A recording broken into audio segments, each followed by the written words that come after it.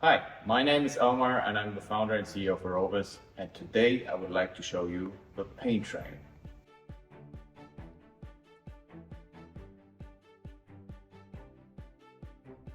So the most important thing to note is that the paint train has one training direction, and that is forward. So no matter if you're pushing or pulling, always be in this direction, right? So what you shouldn't do is pull it from here, because what will happen is that you will not have enough friction on the wheels, and you will just slide the wheels over the floor.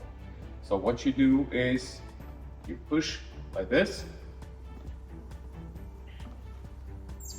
and even if you attach a battle rope or a sling trainer, you would go in front of the device and you would attach it here right at the handlebar, and then you would pull it towards you. Or if you have an aero sling, for example, you could grip it here or have a large pedal handle and walk backwards with the device. But training direction always that way.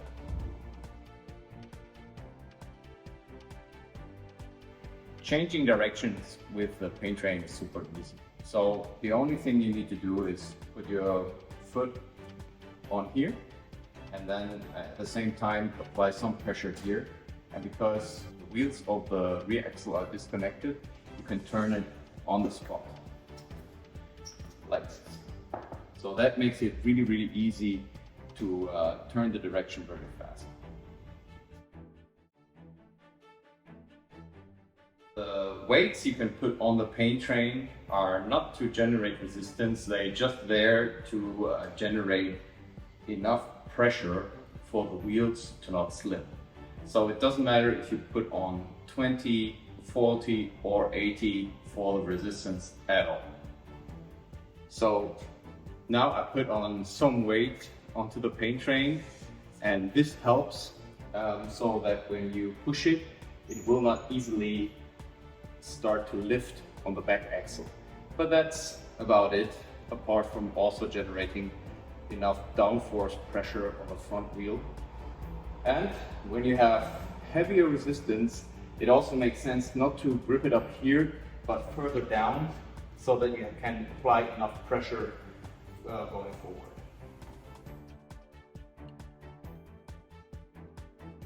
I already showed you how to turn the paint train on the spot. You can also just lift it like this and go backwards. That's also an option. So it might take a little bit of getting used to, but you get good at it very fast.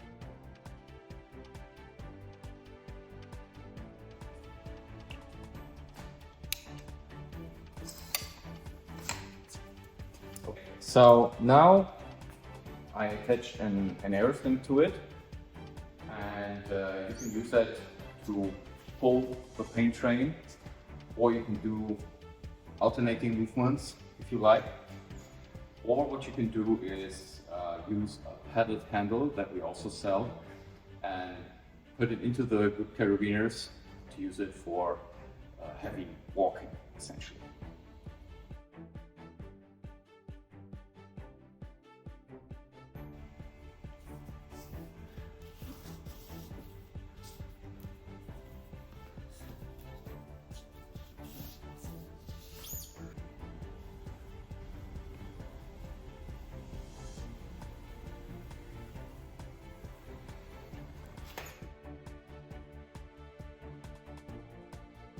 The most important part about the paint train is how much resistance it can generate. We're using a physical friction brake for this, and it's very easy to adjust. So basically, if you turn this knob towards minus, it gets lighter. If you turn it towards plus, it becomes harder. And you can make the resistance so hard that everyone is basically unable to push the device anymore. So it generates very high friction, but it's also possible to generate really low friction. So that is a unique benefit. It works on almost any surface. The only thing you should look out for is not use it on gravel because it is very hard to generate enough downforce pressure on the wheels on very loose surfaces, and also debris or gravel could get into the braking system, which is not in itself a big problem. You could easily clean it. We can show you how to do it, but it is just not optimal. So you're very free to use almost any surface as long as it's reasonably clean. And that is how you generate the resistance on the paint train.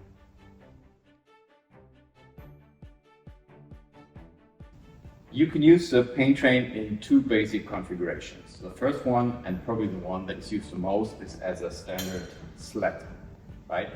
What you can also do is you can tilt this handle 90 degrees by just loosening these screws and attaching it like this. And then you have a wheelbarrow, basically, and can use it just like you would use the sled. So it's not an instant conversion from sled to wheelbarrow, but it can be done in like 2 or 3 minutes if you have to. Another big benefit of the paint train is that it's super compact compared to other solutions. And that means it is also compact to ship it.